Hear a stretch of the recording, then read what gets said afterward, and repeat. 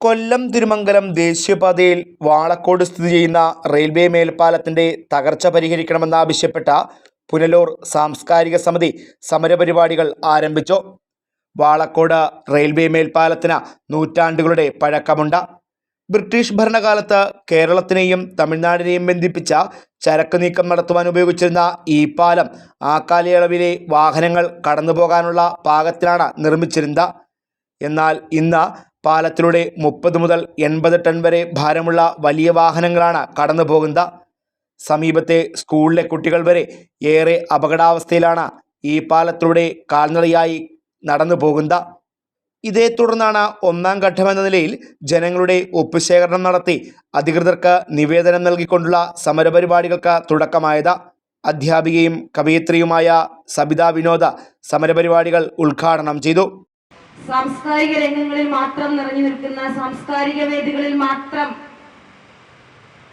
പോകാൻ ഉദ്ദേശിക്കുന്ന ഞാൻ ഇന്ന് ഏറെ അഭിമാനത്തോടുകൂടി ഈ വേദിയിൽ അല്ലെങ്കിൽ ഈ യോഗത്തിൽ പങ്കുചേരുന്നു എന്നുള്ളത് ഹൃദയം കൊണ്ട് തന്നെ പറയാൻ ആഗ്രഹിക്കുകയാണ്.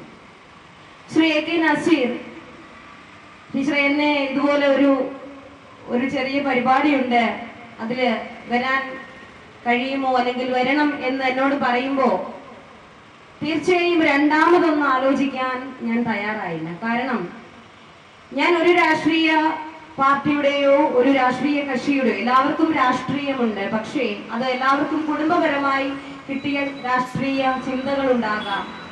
പക്ഷേ എൻ്റെ രാഷ്ട്രീയം സാംസ്കാരികമാണ്. സാംസ്കാരിക രംഗത്ത് നിന്നും ചിന്തിച്ചുകൊണ്ട് ഞാൻ ഇന്ന് ഈ യോഗത്തിൽ പങ്കെടുക്കുമ്പോൾ ഞാൻ നേരത്തെ പറഞ്ഞതുപോലെ വളരെയധികം അഭിമാനവും സന്തോഷവുമുണ്ട്. കാരണം ഞാൻ വന്നത് 2 വീലറിലാണ്. ഞാൻ വണ്ടി അവിടെ പാർക്ക് ചെയ്യാൻ നിൽക്കുന്ന സമയത്ത് വളരെ ശോചനീയമായ ഒരു രംഗമാണ് സത്യത്തിൽ മനസ്സിലൂടെ കടന്നുപോയത്. ഇത്രയും ഞാൻ ഈ പുനലൂരിന്റെ അടുത്ത കരവാളൂർ എന്ന പ്രദേശത്ത് സ്ഥിതി ചെയ്യുന്നുവെങ്കിലും താമസിക്കുന്നുവെങ്കിലും ഇതുവഴി എനിക്ക് തോന്നുന്നു 1-2 തവണയേ ഞാൻ കടന്നു പോയിട്ടുള്ളൂ. ഒരുപക്ഷെ അന്ന് ഈ സമയത്ത് ഇത്രയധികം വലിയൊരു തിരക്ക് ഞാൻ കണ്ടിട്ടില്ല. ഇന്ന് ഈ ഒരു സ്കൂൾ സമയത്ത് കുട്ടികൾ പോകുന്ന ഈ ഒരു സമയത്ത് ഇത്രയും ഗതാഗത കുരുക്ക് അനുഭവപ്പെട്ടുകൊണ്ട് ഈ റോഡിൽ ഇങ്ങനെ കാണുമ്പോൾ ചോര മണക്കുന്ന പാലം എന്നൊരു ബോർഡ് കൂടി സ്ഥാപിച്ചിട്ടാണ് ഈ ഉദ്ഘാടകർ, ഈ ഒരു യോഗ ഭാരവാഹികൾ അത് നിർവഹിച്ചിരിക്കുന്നത്.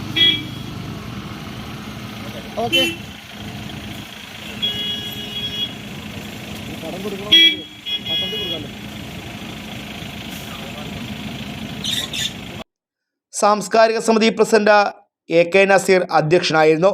ബിജോ ബാബു സ്വാഗതം പറഞ്ഞു. പാലത്തിൽ പ്രതിഷേധ സൂചകമായി റീത്ത് വയ്ക്കുകയും കരിങ്കൊടി നാട്ടുകയും ചെയ്തു.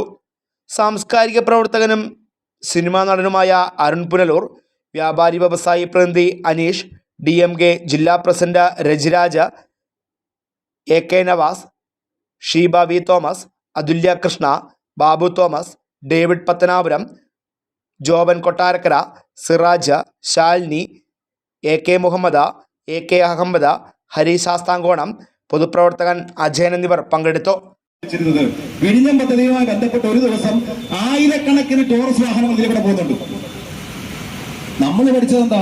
ഇടയ്ക്ക് മന്ത്രി വരെ പറഞ്ഞല്ലേ ലൈസൻസ് കുറയ്ക്കാന്നല്ലേ. ഇനിയും കൂടെ ലൈസൻസ് കൊടുക്കണ്ട കാര്യം, എനിക്ക് ഒരു തീരുമാനം ഉണ്ടാവട്ടെ. എന്തിനാ പാവപ്പെട്ടവരുടെ ജീവൻ ഇങ്ങനെ ഈ റോഡുകളിൽ പോയിട്ട് കാര്യം എന്താ? എത്ര വാഹനാപകടങ്ങളാണ് ഓരോ ദിവസവും നടക്കുന്നത്.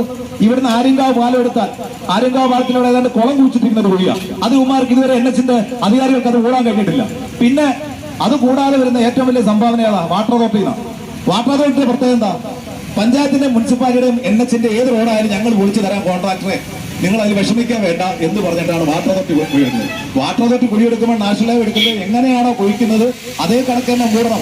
നിങ്ങളിപ്പോ ഈ വരുന്ന വഴി തന്നെ എടുക്കുക. ഈ കലയനാട് മുതൽ പ്ലാച്ചേരി ഇടമണ്ണ് വരെ എത്ര വാട്ടർ അതോറിറ്റിയുടെ കുഴികളുണ്ട്. ഇപ്പോഴും വെള്ളം leak. Fox TV news bureau, Punalur.